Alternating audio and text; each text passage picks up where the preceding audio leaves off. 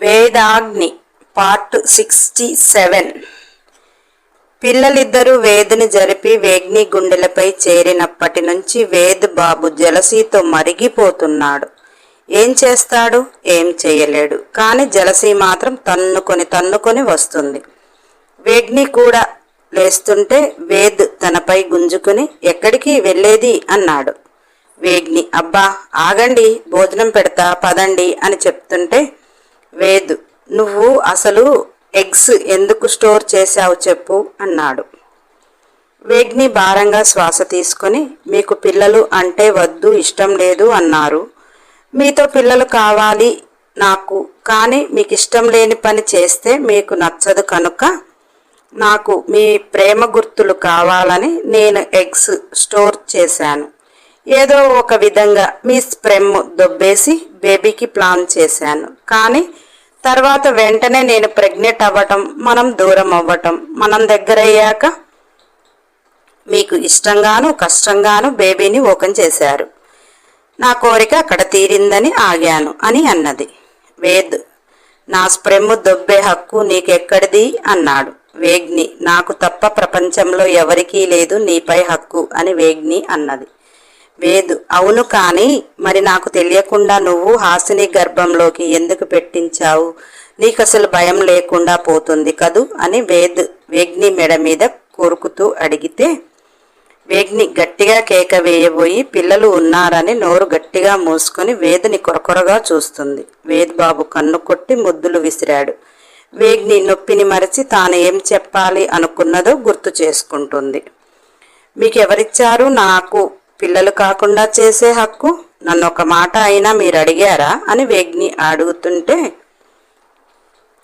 వేద్ నువ్వు పెయిన్ తీసుకోలేవని నేను అక్కడ అలా చేశాను. మరి నువ్వు చేసిందేమిటి నన్ను అడగకుండగా అని గుర్రుగా చూస్తుంటే వేగ్ని పిల్లలు పుట్టకుండా మీరు చేశారు. మిమ్మల్ని అడగకుండా మీ స్పెర్మ్ నేను దొబ్బేశా. చెల్లుకు చెల్లు.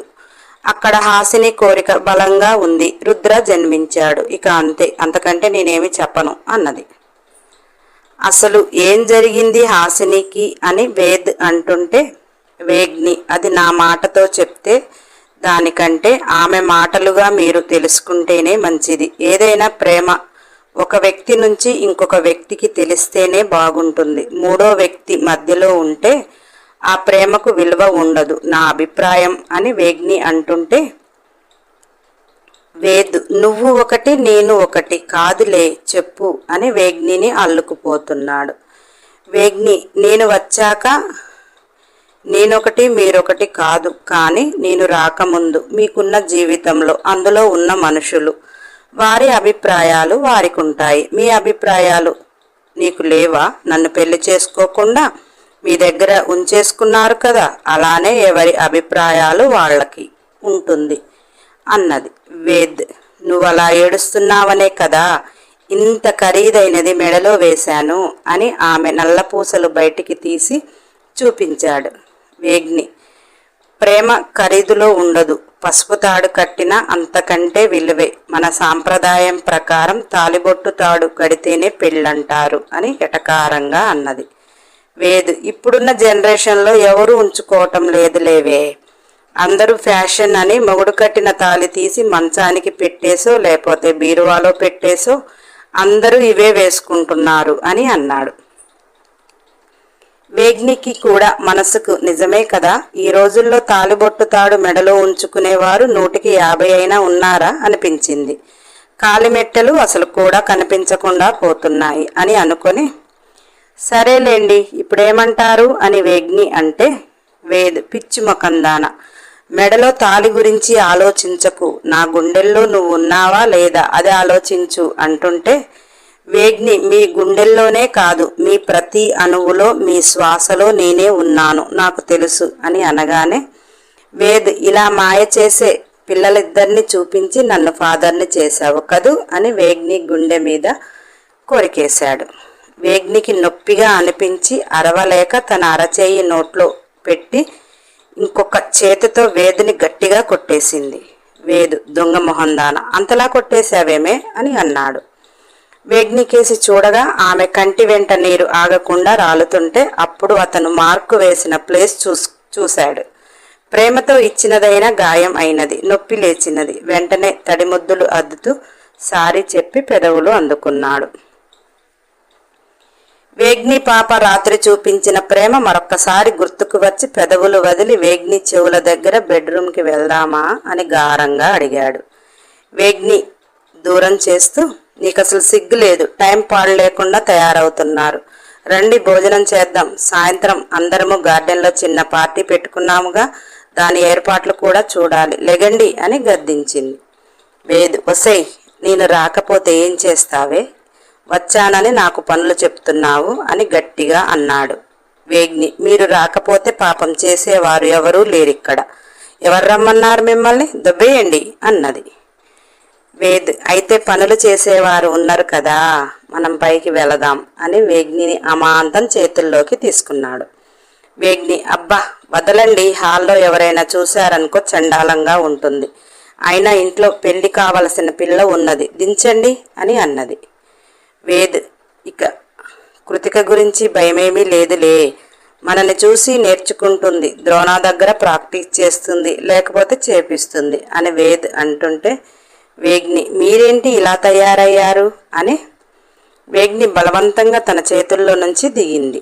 రండి భోజనం చేద్దురు అని వేద్ని డైనింగ్ టేబుల్ దగ్గరకు తీసుకుని వెళ్ళి వేద్కి ఇష్టమైనవి వడ్డించి తనే స్వయంగా తినిపిస్తుంది. వేగ్ని తినిపిస్తుంటే వేద్ చేతులు ఖాళీగా ఉండి అసలు చేతులు ఊరుకోవటం లేదు. వేగ్నిని ఎక్కడెక్కడో తాకుతూ అల్లరి చేస్తున్నాడు. వేద్ గారు తినండి, చాలా పని ఉంది అని వేగ్ని అంటుంటే వేద్, నువ్వు ముందు తినవే అన్నాడు.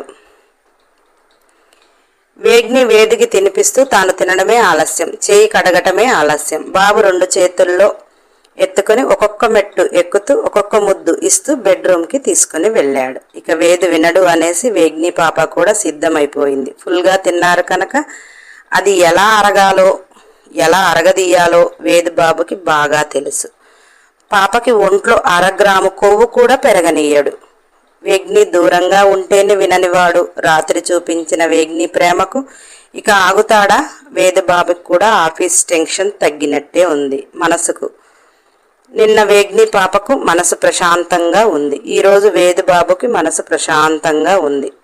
పాప చూపించిన ప్రేమకు 100 చేసి చూపించాలి కదా బాబు కూడా. అందుకే పట్టపగులు అనేది లేకుండా పాపని తన బిగి కౌగిలిలో బిగించేశాడు. రాత్రి వేగ్ని పాప చూపించిన దానికి మించి ఆమెను అల్లుకుపోతూ అలుపెరగని తీయటి ప్రణయం యుద్ధం మొదలుపెట్టారు. అంతటి ఏసీ గదిలో కూడా పాపకు చెమటలు తెప్పించాడు. చల్లటి ఏసీ గదిలో చిరు చెమటలకు ఆమె హెయిర్ అతుక్కుని ఇంకా అందంగా కనిపిస్తుంటే ఏసీ ఎంత పెరిగినా కానీ వారిద్దరి బాడీకి పట్టిన స్వెట్ మాత్రం రిమూవ్ చేయలేకపోయింది. ఏసీతో పోటీ పెడితే వేద్ బాబు వేగ్ని పాపనే విన్ అయ్యారు. ఏసీ చల్లబరచలేకపోయింది వాళ్ళ బాడీస్ని. వేద్ బరిలో దిగితే పాపకి ముల్లోకాలు చూపిస్తాడు.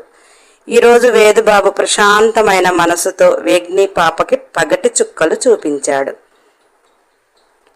బాబు చేసిన దాష్టికానికి పాపకి కోపం ఎక్కువయ్యి వేద్ బాబుని తెగ కొట్టేసింది. పాప చేతి దెబ్బలు బాబుకి తగలకుండా చక్కని బాడీ మసాజ్లా ఉంది. చేతులు ముద్దు పెట్టుకుని, నువ్విలా నన్ను చేస్తా అంటే నీ కోపం తెప్పించడానికి నేను రెడీ అనేసి బాబు సిద్ధమవుతుంటే, ఇప్పటికే 4 దాటిపోయింది, మీరు మరొక్కసారి పని మొదలు పెడితే నైట్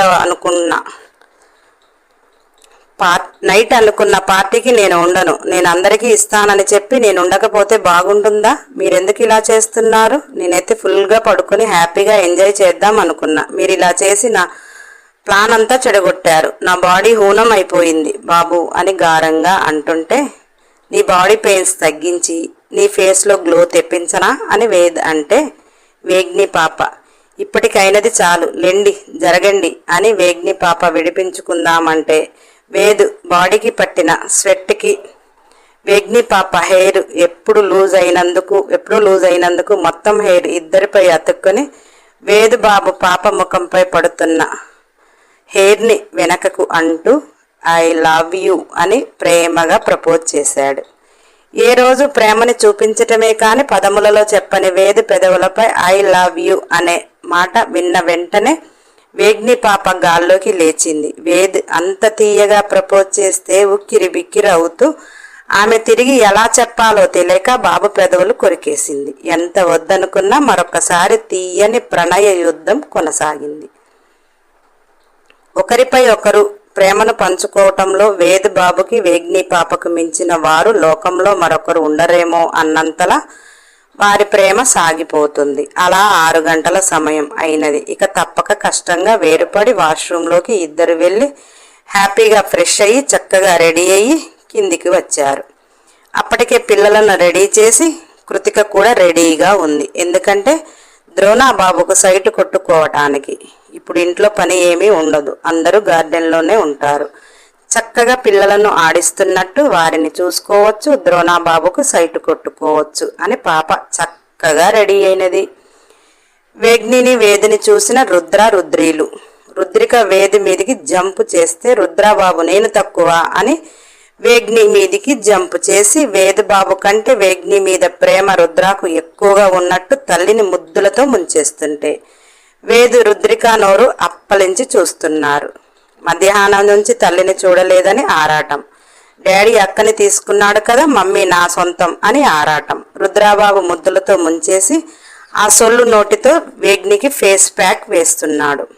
ఆ వింతను అందరూ విచిత్రంగా నోట్లోకి దోమలు ఈగలు పోతాయని తెలిసి కూడా పాపం మూయకుండగా అలాగే చూస్తున్నారు.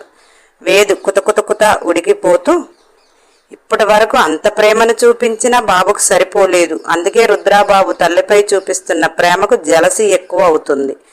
ప్రస్తుతం వేదబాబు మనసులో పిల్లలిద్దరినీ అక్కడికెక్కడో కూర్చోబెట్టి వేగ్ని నాది, మీరు ముట్టుకోవద్దు అని చెప్పాలి అంతరాత్మ ఘోషిస్తూ ఉంది. కానీ ఇద్దరు పిల్లలు కలిసి వేదిని కొట్టేస్తారని భయానికి పాపం అంత జలసి బయట పెట్టలేక రుద్రికాని గుండెలకు పొదువుకుని రుద్రాని వేగ్నిని కొరకొరగా చూస్తూ బయటికి వెళ్ళిపోయాడు. వేగ్ని రుద్ర వేసిన ఫేస్ ప్యాక్ మొత్తం నీటిగా తుడుచుకొని రుద్రాబాబు అంత ఆరాటం ఎందుకు చేస్తున్నాడు అని తెలుసుకొని వాడికి కడుపు నిండా పాలు తాపి రుద్రాని ఎత్తుకొని గార్డెన్లోకి వచ్చింది. గార్డెన్లో చక్కగా అన్ని అరేంజ్మెంట్లు చేసి ఉన్నాయి. వేదబాబుకి అటువంటిది ఒక పెద్ద లెక్క కాదు. అలా ఒక మెసేజ్తో అన్ని అరేంజ్ అవుతాయి. ఆ సంగతి వేగ్ని పాపకి కూడా తెలుసు. అలా అందరూ గార్డెన్లోకి చేరుకున్నారు. వేగ్ని రుద్రిక రుద్రాలతో పరిపూర్ణం అయినది వారి కుటుంబం.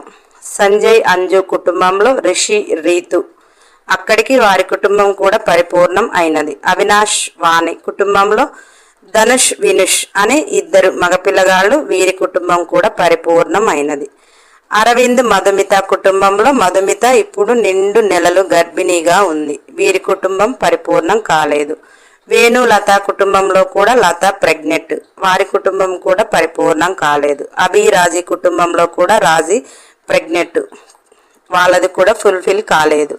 ఇక ద్రోణాకి ఒక కుటుంబం కావాలి, రాముకి ఒక కుటుంబం కావాలి. ద్రోణాకి భారీగా కృతిక రెడీ అయిపోయింది, రాముకు పిల్ల దొరకాలి. అలా గార్డెన్లో అందరూ సంతోషాలు పంచుకుంటున్నారు. రాము తల్లి కళావతికి అయితే అసలు టైం సరిపోవటం లేదు ఆమె అనుభవించే ఆనందానికి. ఒక్క రాము పెళ్లి జరిగిపోతే కళావతి కాస్త మనశ్శాంతిగా ఉంటుంది. భర్త లేడు అనే ఆలోచన ఏ ఒక్క రోజు రాలేదు ఆమెకు. వేదు విల్లాలో ఆ ఆలోచన ఎవరూ రానియలేదు.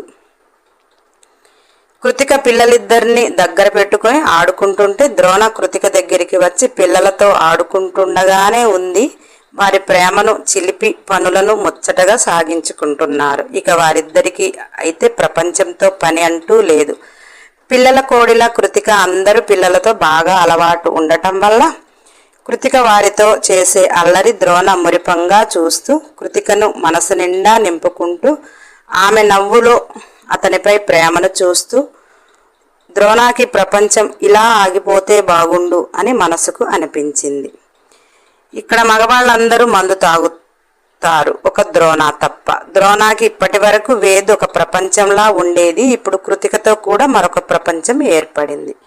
ద్రోణాకి ఈరోజు వేద్ ప్రపంచం, కృతిక ప్రపంచం రెండు తన చెంతకు చేరే వరకు ద్రోణ ఉక్కిరి బిక్కిరి సంతోషంతో ఏ మందు తాగకపోయినా కానీ అంత కిక్కులో ఉన్నాడు. రాము అయితే నాకు పిల్ల ఎప్పుడు దొరకాలి, నేనెప్పుడు పెళ్లి చేసుకోవాలి, నాకెప్పుడు పిల్లలు కావాలి అని పెగ్గు మీద పెగ్గులు పెగ్గుల మీద పెగ్గులు వేస్తున్నాడు.